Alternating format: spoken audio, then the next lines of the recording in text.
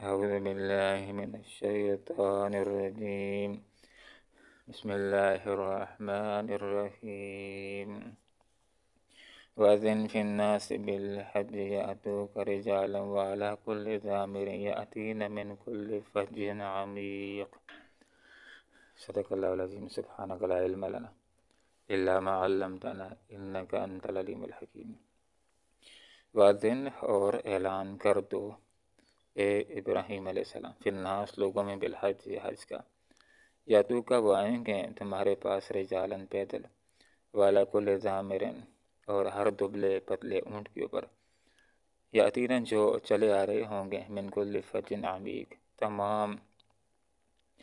دور دراز راستوں سے، اللہ رب العالمین کے حکم پر حضرت ابراہیم علیہ السلام نے اور حضرت اسماعیل علیہ السلام نے اللہ رب العالمین کے گھر کی تعمیر فرمائی، اور پھر اللہ رب العالمین سے دعا فرمائی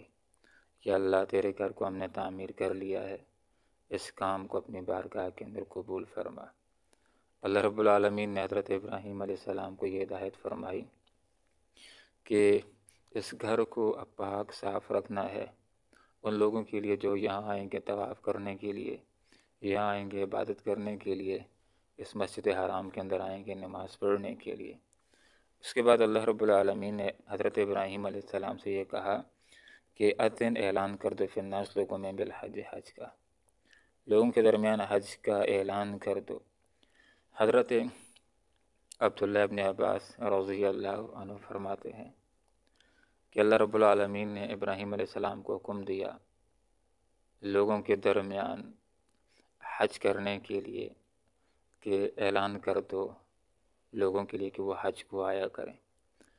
حضرت ابراہیم علیہ السلام نے فرمایا کہ اے اللہ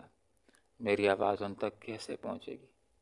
تو اللہ رب العالمین نے فرمایا کہ پکارنا، آواز دینا تمہارا کام ہے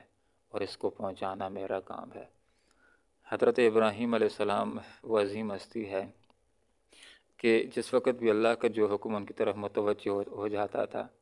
بس اس کو کرنے کے لیے تیار ہو جاتے تھے، اس کی حکمتیں سمجھ میں آتی ہوں یا نہ آتی ہوں، حتیٰ کہ وطن چھوڑنے کی بات ہو یا آگ میں جانے کی بات ہو یا بچے کو ذبح کرنے کی بات ہو، اللہ رب العالمین کے حکم کو پورا کرنے کے لیے تیار ہو جاتے ہیں، اور حضرت ابراہیم علیہ السلام ابو قبیس کی پہاڑی کے اوپر چڑھ جاتے ہیں اور اعلان کرتے ہیں لوگو تمہیں اللہ رب العالمین نے اس گھر کے حج کو حکم دیا ہے اور اس کے ذریعے سے اللہ تعالیٰ تمہیں جنت کو پہنچانا چاہتا ہے اور اس کے ذریعے تمہیں اللہ تعالیٰ جہنم سے بچائے گا۔ تو اللہ رب العالمین کی قدرت سے حضرت ابراہیم علیہ السلام کی یہ پکار آئندہ پیدا ہونے والی تمام روحوں تک اللہ تعالیٰ نے ابراہیم علیہ السلام کی یہ آواز پہنچا دی، تو لوگوں نے لبیک اللہم لبیک کہا، تو جس روح نے لبیک اللہم لبیک کہا تو وہ حج کی شہادت حاصل کرے گا، اور جس نے جتنی بار لبیک اللہم لبیک کہا وہ اتنی ہی بار حج کی شہادت حاصل کرے گا۔ تو ابراہیم علیہ السلام کو یہ حکم اذن اعلان کر دو فی الناس لوگوں میں بالحج حج کا کہ لوگوں حج کو آیا کرو، اس گھر کا حج کرنے کا تمہیں اللہ رب العالمین حکم دیتا ہے۔ جب آپ اعلان کر دیں گے تو آپ کی بات کو، آپ کی آواز کو لوگوں تک، ان کے دلوں تک اللہ رب العالمین پہنچائے گا۔ پھر کیا ہوگا؟ یہ آتو کا وہ آئیں گے مسجد حرام کو رجالن پیدل بھی آئیں گے جو قریب قریب ہوں گے، وعلی کل ضامر اور دبلے پتلے اونٹوں کے اوپر۔ ضامر اس اونٹنی کو کہا جاتا ہے جو چل چل چل کر تھک جاتی ہے، گویا کہ دور دراز علاقوں سے بھی لوگ آئیں گے، قریبی علاقوں سے بھی لوگ آئیں گے، من کل فج عمیق تمام دور دراز راستوں سے۔ تو کیسے اللہ رب العالمین نے حضرت ابراہیم علیہ السلام کی پکار کو پہنچایا ہے کہ دنیا کے کونوں کونوں سے جو لوگ یہ مسلمان ہوتے ہیں، صاحب استطاعت ہوتے ہیں، تو پہنچنے کی کوشش کرتے ہیں، پیدل بھی جاتے ہیں اور جانوروں کے پر بھی جاتے ہیں، جہازوں کے پر بھی جاتے ہیں، لیشہدوا تاکہ دیکھیں وہ منافع فائدوں کو لہم جو ان کے لیے ہیں، تاکہ یہ لوگ اپنے فائدوں کی جگہوں کو پہنچیں، ان فائدوں کی جگہوں کو جو حج میں لوگوں کے لیے جو فائدے اللہ نے رکھ لیے ہیں، یہ مینا کو پہنچیں، یہ عرفات کو پہنچیں، یہ مزدلفہ کو پہنچیں، وہاں پر مناسک حج کو بھی ادا کریں، توبہ کریں، استغفار کریں اور دعائیں مانگیں، تو ان کے لیے فائدے ہی فائدے ہوں گے۔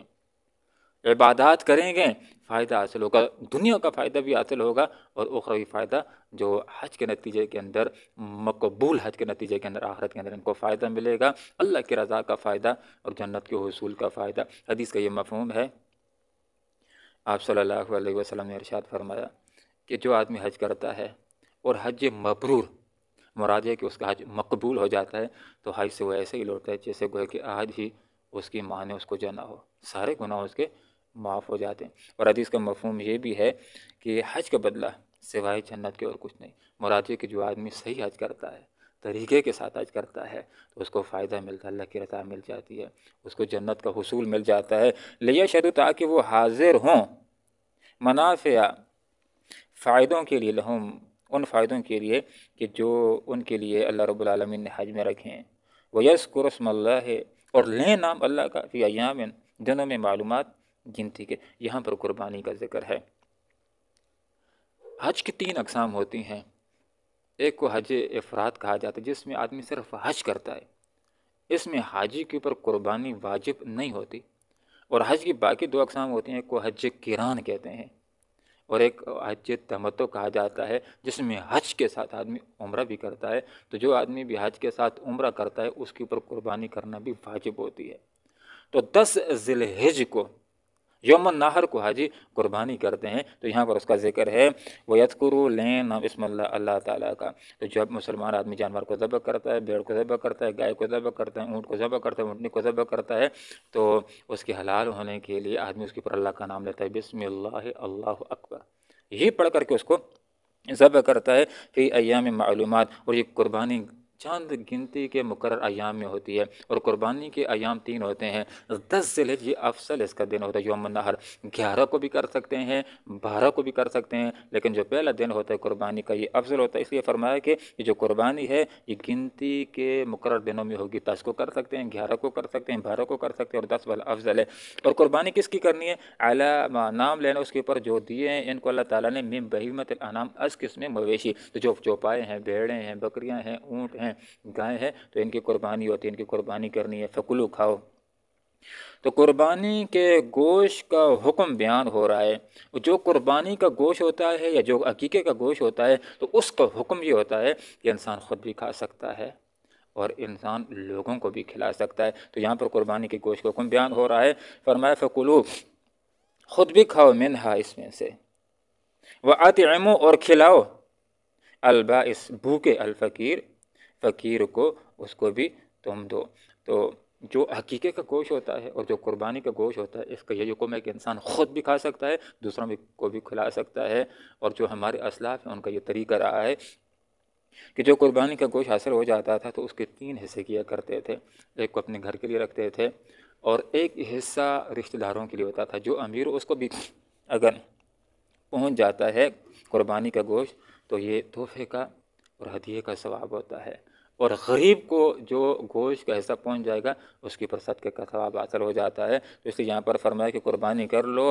وَكُلُوا، کھاؤ، خود بھی، منہا، اس میں سے۔ آپ صلی اللہ علیہ وسلم بھی قربانی کیا کرتے تھے اپنے ہاتھوں کے ساتھ۔ آپ صلی اللہ علیہ وسلم نے اونٹ نہر فرمائے، پھر ان کا گوشت پکوا کر آپ صلی اللہ علیہ وسلم نے نوش فرمایا اور شوربے کو بھی پیا ہے۔ فَكُلُوا، کھاؤ، منہا، اس میں سے، وَأَطْعِمُوا، اور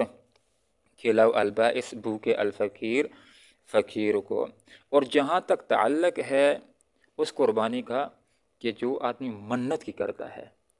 یا وہ قربانی کہ جو آدمی کے اوپر دم کی صورت میں لازم ہوتی ہے کہ کوئی اس سے جرم ہو گیا ہے، اس کے اوپر دم آ گیا ہے، تو وہ جب جانور ذبح کرے گا تو اس میں سے خود نہیں کھا سکتا ہے، وہ ساری غریبوں کو، مسکینوں کو کھلانی، لیکن جو قربانی کا اور عقیقے کا گوشت خود بھی کھا سکتا ہے، لوگوں کو بھی کھلا سکتا ہے۔ ثم، پھر جب تم قربانی کر لو، یہ حج کے احکامات بیان ہو رہے ہیں، جس وقت تم قربانی کر لو تو ثم لیقضوا، پھر چاہیے کہ دور کریں، تفثہم، اپنے میل کچیل کو۔ تو جس وقت قربانی ہو گئی ہے اس کے بعد حاجی اپنے میل کچیل کو دور کر سکتا ہے، سر کے بالوں کو بھی لے سکتا ہے اور اپنے ناخن بھی ہٹا لے، نہا بھی سکتا ہے، خوشبو بھی استعمال کر سکتا ہے۔ احرام کے اندر جتنی ممنوع چیزیں ہوتی ہیں وہ ساری حلال ہو جاتی ہیں، صرف ایک کام رہ جاتا ہے کہ بیوی کے قریب نہیں ہو سکتا ہے، باقی سارے امور اس کے لیے جو حالت احرام کے اندر منع تھے وہ سارے حلال ہو گئے ہیں۔ بالوں کو لے لے گا، ناخن بھی ہٹا سکتا ہے، نہا لے، وَلْيُوفُوا نُذُورَهُم، چاہیے کہ اپنی نظروں کو پورا کریں۔ تو یہ حج کے احکام اور قربانی کے احکام کے اندر نظر کا ذکر ہو گیا۔ اکثر لوگ ایسے تھے کہ جو نظریں مان لیا کرتے تھے کہ بیت اللہ کو جائیں گے اور وہاں پر قربانی کریں گے۔ تو ایک بات، ایک چیز انسان کے اوپر لازم نہ ہو، مباح ہو، نفل ہو، اور انسان یہ کہتے کہ میرا فلاں کام ہو گیا تو یہ کام کروں گا، وہ جائز کام بھی انسان کے اوپر واجب ہو جاتا ہے۔ جب نظر مان لی ہے اس کو پورا کرنا، یہ اجر بھی ہے، ثواب بھی ہے، واجب بھی ہے، کر لے گا ثواب ہوگا، نہیں کیے کرے گا تو یہ گناہ گار ہوگا۔ بات ایسی ہو جاتی ہے گویا کہ انسان کے اوپر جو نماز فرض ہے نہیں پڑھتا ہے آدمی تو گناہ گار ہوتا ہے۔ تو جو مباح امر ہے، جائز امر ہے، نفل امر ہے، وہ اگر اپنے آپ کے اوپر یہ کہہ کر کے کہ میرا فلاں کام ہو گیا تو اللہ کی رضا کے لیے ایک بکری قربان کروں گا تو یہ اس کے اوپر واجب ہو جاتا ہے۔ پھر جو یہ اگر بکری قربان کرے گا تو اس نظر کی چیز میں سے، منت کی چیز میں سے خود نہیں کھا سکتا ہے۔ یہ غریبوں کا حق ہوگا، مسکینوں کا حق ہوگا، یہ ان کا حق ہوگا جن کے اوپر زکوٰۃ لگتی ہے۔ تو یہاں پر یہ بات ذکر کر دی، وَلْيُوفُوا، پورا کریں، نُذُورَهُم، اپنی نظروں کو، وَلْيَطَّوَّفُوا، اور طواف کریں۔ تو یہ جو طواف ہے اس کو طواف زیارت کہا جاتا ہے، طواف رکن کہا جاتا ہے، اس کو فرض طواف کہا جاتا ہے کہ حج کے اندر 3 فرائض، اس میں سے جو بھی رہ جاتا ہے آدمی کا حج نہیں ہوتا ہے۔ ایک احرام باندھنا حج کی نیت کے ساتھ، نمبر 2 عرفات کے اندر حاضری دینا، اور تیسرا وَلْيَطَّوَّفُوا، یہ جو طواف ہے جس کو طواف زیارت کہا جاتا ہے، یہ جب آدمی کر لیتا ہے اس کے بعد بیوی کے قریب جانا بھی انسان کے لیے جائز اور حلال ہو جاتا ہے۔ طواف کرو بالبیت، بیت اللہ کا، اور بیت اللہ کی یہ صفت ہے کہ عتیق، یہ قدیم گھر ہے، انسانیت کے لیے سب سے پرانا اور پہلا گھر اس زمین کے اوپر جو عبادت کے لیے بنایا گیا یہ بیت اللہ ہے، جس کو بنایا تھا آدم علیہ السلام نے فرشتوں کے ساتھ مل کر کے۔ اس لیے بیت اللہ کو، مسجد حرام کو عتیق، قدیم گھر بھی کہا گیا ہے، اور عتیق کا ایک مطلب آزاد بھی ہے، یہ آزاد ہے۔ اللہ رب العالمین نے اس کو ہمیشہ سے آزاد ہی رکھا ہے، اور جو اس کے گرانے آیا تھا تو اس کو بھی اللہ رب العالمین نے ختم کر دیا تھا، یہ آزاد گھر ہے۔ وَأَذِّن، اور اعلان کر دو،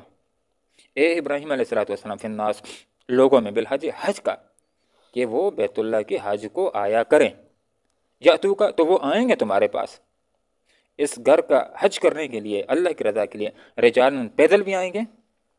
والا کل ضامر، اور دبلے پتلے اونٹوں پر، یاتینا، جو چلے آ رہے ہوں کہ من کل فج عمیق، تمام دور دراز راستوں سے، لیشہدوا، تاکہ وہ دیکھیں، منافع، فائدوں کو، لہم، جو ہیں ان کے لیے حج میں، وَيَذْكُرُوا، اور لیں، اسم اللہ، اللہ کا نام، فی ایام معلومات، چند گنتی کے دنوں میں، علی، ان جانوروں کے اوپر، ما رزقکم، جو دیے ہیں ان کو اللہ نے، من بہیمۃ الانعام، از قسم مویشی، فکلوا، پس کھاؤ گوشت، خود بھی، منہا، میں سے، وَأَطْعِمُوا، اور کھلاؤ، البائس، بھوکے، الفقیر، محتاج کو، ثم لیغزوا، پھر چاہیے کہ دور کریں، تفثہم، اپنے میل کچیل کو، ولیوفوا، اور پورا کریں، نذورہم، اپنی نظروں کو، ولیطوفوا، اور چاہیے کہ طواف کریں، بالبیت العتیق، قدیم گھر کا۔ اللہم ربنا آتنا فی الدنیا حسنہ وفی الآخرۃ حسنہ وقنا عذاب